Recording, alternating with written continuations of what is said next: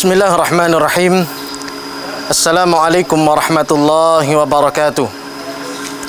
Alhamdulillah hamdan katsiran tayyiban mubarakan fihi kama yuhibbu rabbuna wa yardah.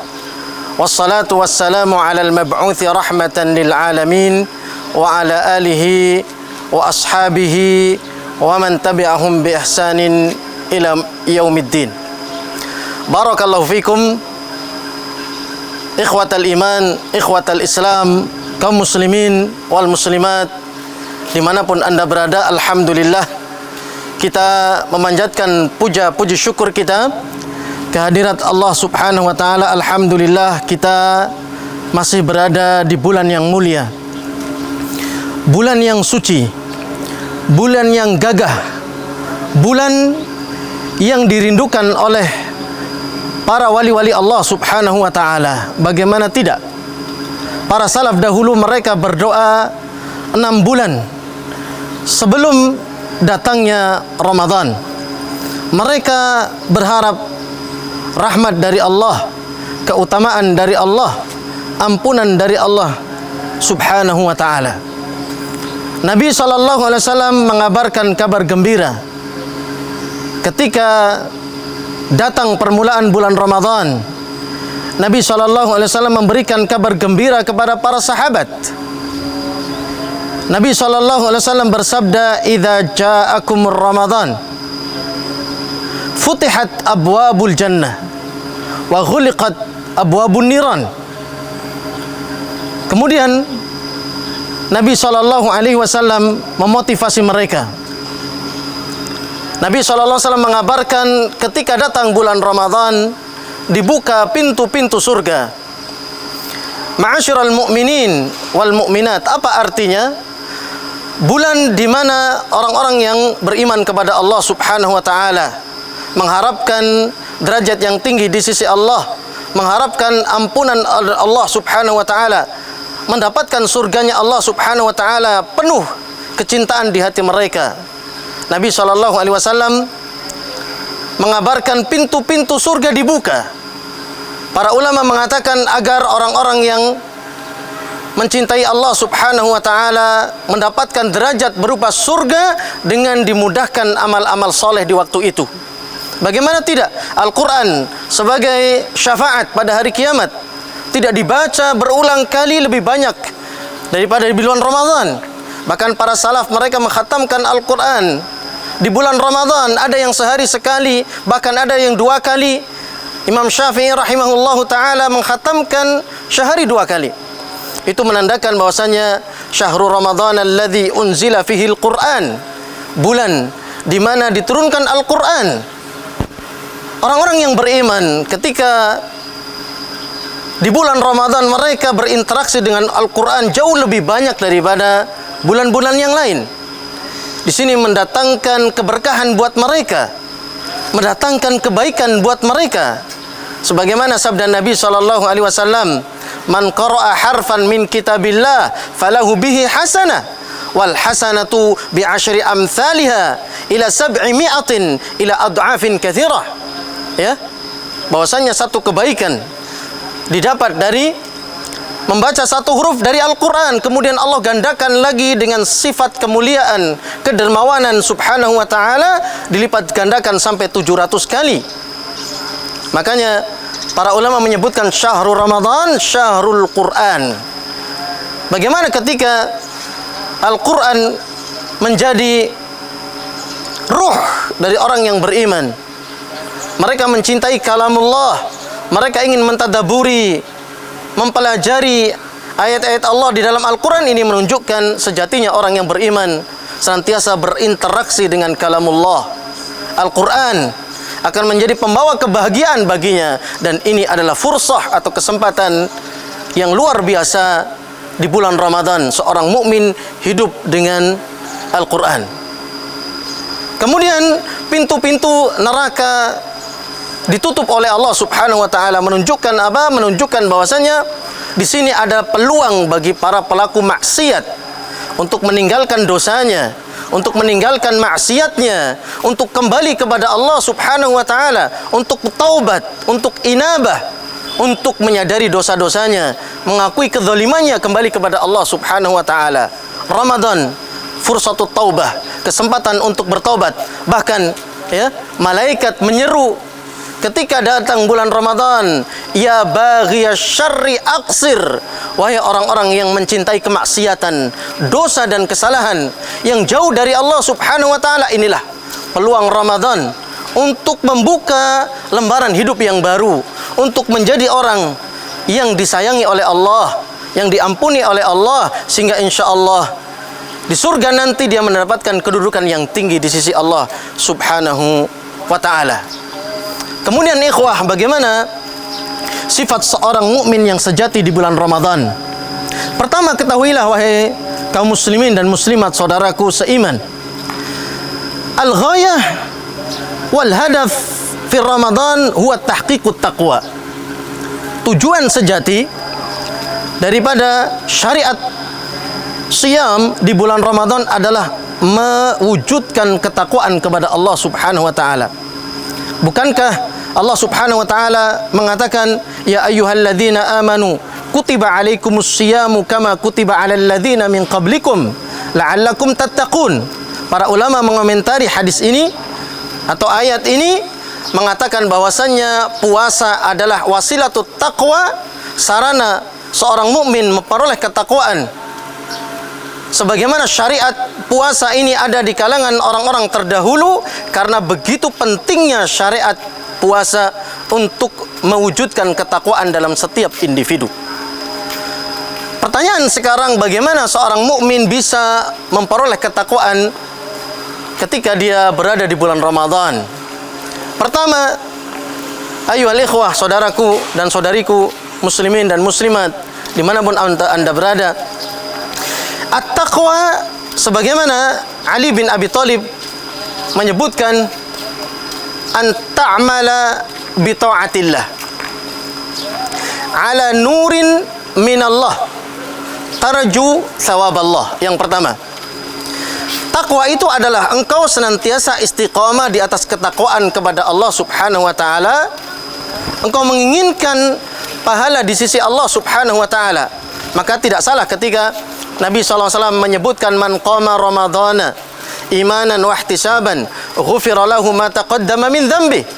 Barang siapa yang berpuasa di bulan Ramadan, shoma ramadhana dalam riwayat yang lain, qama ramadhana dalam riwayat yang lain, qama lailatul qadri, berpuasa qiyamul lail, mengharapkan pahala lailatul qadri, ya, inilah seorang mendapatkan didikan dari Allah Subhanahu wa taala bahwasanya puasa madrasatut taqwa.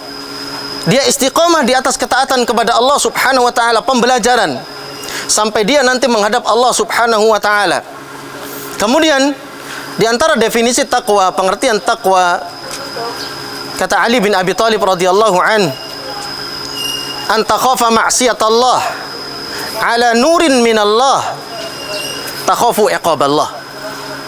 Kita senantiasa sadar bahwa maksiat dan dosa, kedurhakaan kepada Allah ini akan membawa dampak buruk berupa hukuman dan azab.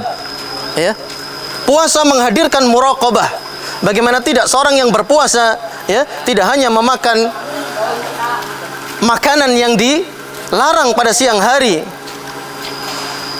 tidak berani minum, tidak ada yang melihat. Barangkali ketika dia masuk rumah, dia tutup jendelanya, pintu-pintunya, kemudian tersaji di dalam kulkasnya makanan yang menyejukkan, melepas dahaga, minuman yang lezat, ya.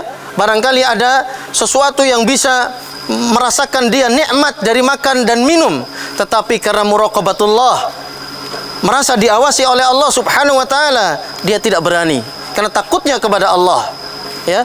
Makanya Nabi SAW mengatakan, man lam yada' qawla zur wal jahl wal amal bihi falaysa lillahi hajah min an yada'a ta'amahu wa syarabahu.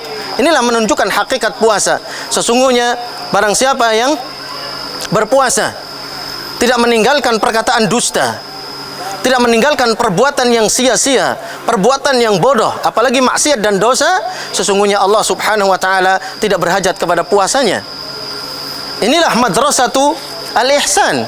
Puasa mengajarkan kepada kita ihsan, yang merupakan puncak tertinggi daripada tingkatan orang beragama.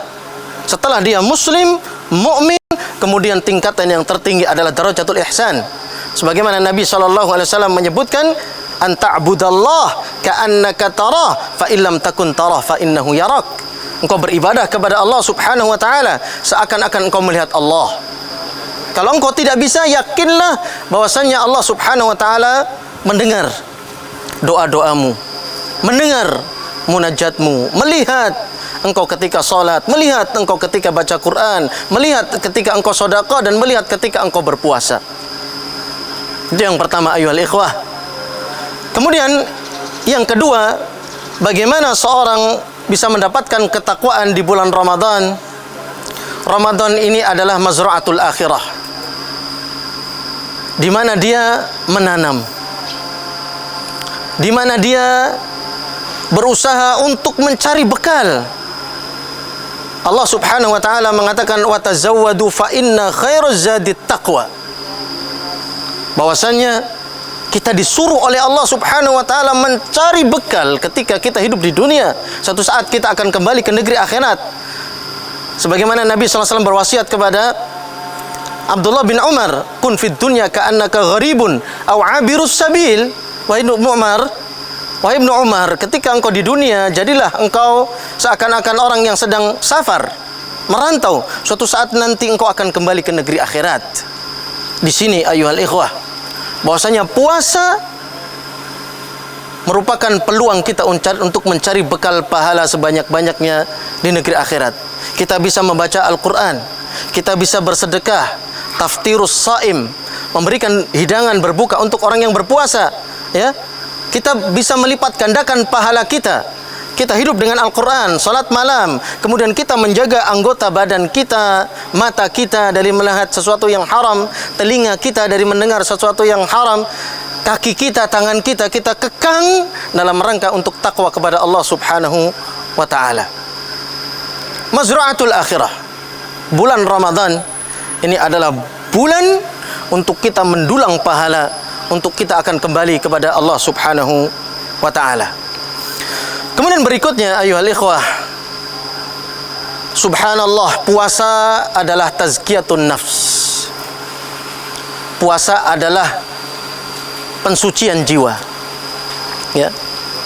Dengan syariat puasa, seorang bisa muhasabah, introspeksi dari dosa-dosanya, dari kesalahannya, kemudian puasanya menjadi kendaraan dia untuk mendapatkan kesucian hati, tawakalnya kepada Allah, kesabarannya kepada Allah, harapannya kepada Allah ada di bulan puasa, ya. Sebagaimana puasa mengajarkan kita untuk bersabar. Ketika orang sedang berpuasa, dia bersabar untuk tidak bermaksiat kepada Allah. As-sabru ala ta'atillah. Sabar. Ketika dia mau bermaksiat, kemudian ada bisikan hatinya, bisikan yang baik mengatakan, jangan bermaksiat, Anda sedang berpuasa. Makanya ketika orang berpuasa, ketika dia dicela, ketika dia dihina, apa yang dia katakan? Ini mru'un shaim, aku dalam keadaan berpuasa. Puasanya menjadi junnah, asyamu junnatun, menjadi tameng baginya dari dosa dan kesalahan. Dia bersabar untuk tidak melakukan dosa. Ini sabar yang kedua. Sabar yang ketiga, as-sabru ala aqdarillahil mu'limah. Ketika seorang berpuasa, dia merasakan lapar, dahaga, kemudian sesuatu yang tidak disukai dari sifatnya sebagai seorang manusia dikekang, ya, hawa nafsunya. Ini adalah pembelajaran untuk dia bersabar ala aqdarillahil mu'limah, ketetapan dan ketentuan Allah yang, ya, ada kepedihan di situ, ada sesuatu yang tidak disukai jiwa, karena setiap jiwa menyukai sesuatu yang sifatnya kenikmatan, sifatnya kebahagiaan, sifatnya mengenyangkan, sifatnya mendatangkan kenikmatan, tapi dalam keadaan berpuasa, ya, dia bersabar. Ala aqdarillahil mu'limah.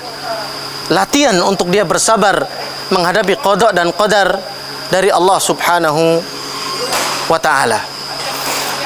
Tazkiyatun nafs. Qad aflaha man tazakka wa dzakara asma rabbih fasalla. Ya. Ketika bulan puasa, barangkali lisannya dibiasakan untuk membaca Quran, tilawatul Quran. Ketika di bulan puasa, barangkali lisannya diarahkan untuk zikrullah, kasratu zikrillah.